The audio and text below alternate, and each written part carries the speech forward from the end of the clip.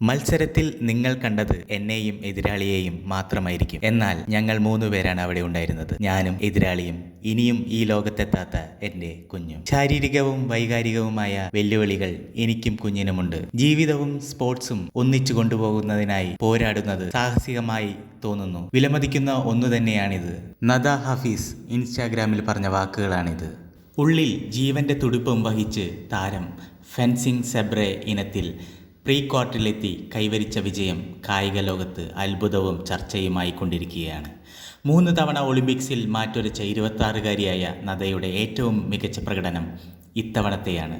ലോക 10ാം നമ്പർ അമേരിക്കയുടെ എലിസബത്ത് തർട്ടക്കോവിസ്കിയെ തോൽപ്പിച്ച് പ്രീ ക്വാർട്ടറിൽ കടന്നെങ്കിലും അവിടെ ദക്ഷിണ കൊറിയൻ താരത്തോട് നദ ഹഫീസ് പരാജയപ്പെട്ടിരുന്നു. ഈജിപ്തിന്റെ പെൺകരുത്ത് വനിതാ ഫെൻസിംഗ് താരം 2 മാസങ്ങൾക്കപ്പുറം കളിച്ചിരികളുമായി തൻ്റെ കുഞ്ഞെത്തുമ്പോൾ നദ ഹഫീസിന് പറഞ്ഞു കൊടുക്കാനുള്ളത് അമ്മയും കുഞ്ഞും ഒന്നിച്ചു പങ്കെടുത്ത ഒരു ഒളിമ്പിക്സ് കഥയല്ലേ.